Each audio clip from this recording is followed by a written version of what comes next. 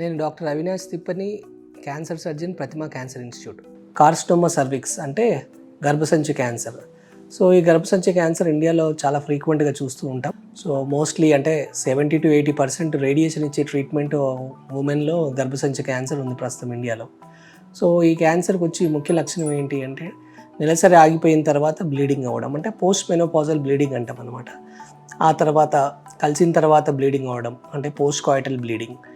ఆ తర్వాత చాలామంది ఈ పేషెంట్స్ లాస్ట్ స్టేజ్లో ప్రజెంట్ అవుతుంటారు. ఈ లాస్ట్ స్టేజ్లో ప్రజెంట్ అయినప్పుడు ఈ పేషెంట్స్కి ఎలా అంటే నడు నొప్పి రావడం, ఆ తర్వాత పొత్తి కడుపు భాగంలో నొప్పి లేవడం, ఇలాంటి సిమ్టమ్స్తో కూడా ప్రజెంటేషన్ మనం చూస్తుంటాం. కొంతమంది కిడ్నీస్ ఫెయిల్, అంటే క్యాన్సర్ బాగా ముదిరిపోయి కిడ్నీస్ ఫెయిల్ అయ్యే స్టేజ్లో కూడా హాస్పిటల్కి రావడం జరుగుతుంది.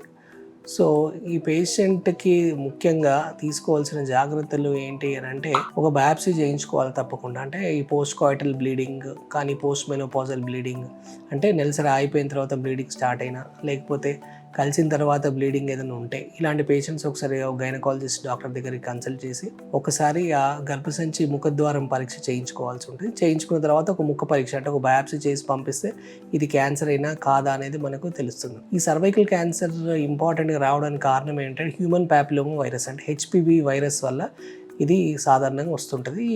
రావడానికి ముఖ్యంగా ఏంటి అంటే మల్టిపుల్ సెక్షువల్ పార్ట్నర్స్ ఒకటి, స్మోకింగ్ హిస్టరీ ఒకటి, ఆ తర్వాత ఎర్లీగా ఫ్యామిలీ లైఫ్ స్టార్ట్ అవ్వడం.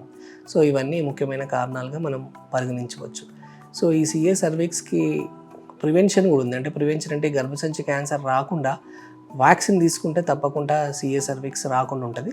ఈ వ్యాక్సిన్ ఏంటంటే 9 నుండి 11 సంవత్సరాల వాళ్ళలో ఈ హెచ్పివి వ్యాక్సిన్ తీసుకుంటే తప్పకుండా ఈ సిఏ క్యాన్సర్ సర్విక్స్ అనేది మనం ప్రివెంట్ చేయవచ్చు.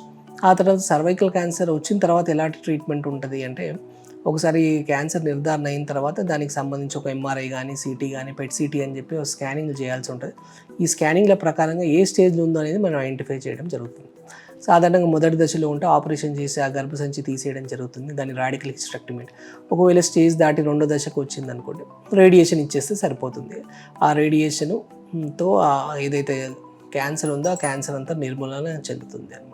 సో ఈ క్యాన్సర్కి టేక్ హోమ్ వచ్చేసి ఏంటంటే ఒకటి, ఫస్ట్ ఏంటంటే వ్యాక్సిన్ తీసుకుంటే తప్పకుండా ఈ సర్వైకల్ క్యాన్సర్ని ప్రివెంట్ చేయొచ్చు. ఎవరిలో తీసుకోవాల్సింది వ్యాక్సిన్ అంటే 9 నుండి 11 సంవత్సరాలు ఉన్న ఫీమేల్స్ అమ్మాయిల్లో ఈ వ్యాక్సిన్ తీసుకోవడం జరుగుతుంది. ఆరెల్స్ మ్యారేజ్ కాకముందు ఈ హెచ్పివి వ్యాక్సిన్ తీసుకోవాలి.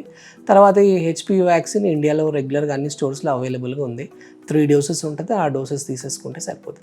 నెక్స్ట్ వచ్చేసి ఈ క్యాన్సర్ రాకుండా వ్యాక్సిన్ తీసుకోలేదు, ముందే ఎలా ఐడెంటిఫై చేయాలని అడిగారు అనుకోండి, సాధారణంగా ఏంటంటే ఒక 30 years దాటిన తర్వాత ఈ ప్యాప్స్మియర్ టెస్ట్ అని మనం చేయడం జరుగుతుంది. ఈ ప్యాప్స్మియర్ టెస్ట్ చేయించేసుకుంటే సంవత్సరానికి ఒకసారి ఏమైనా గర్భసంచి క్యాన్సర్ ఉందా లేదా అనేది మనకు తెలుస్తుంది. నెక్స్ట్ ఇలా క్యాన్సర్ వచ్చిన తర్వాత ఏం చేయాలంటే క్యాన్సర్ వచ్చిన తర్వాత ఒక బయాప్సీ ముఖ పరీక్ష చేయించుకోవాలి, తర్వాత స్కానింగ్ అవి చేయించేసుకొని తర్వాత ట్రీట్మెంట్ వచ్చేసి సర్జరీ కానీ రేడియేషన్. సో ఉన్న క్యాన్సర్లో సర్వైకల్ క్యాన్సర్ చాలా స్లోగా ప్రోగ్రెస్ అవుతుంటుంది. సో ఎర్లీగా ఐడెంటిఫై చేస్తే రోగికి పూర్తి స్థాయిగా క్యూర్ చేసే ఆస్కారం ఉంటుంది.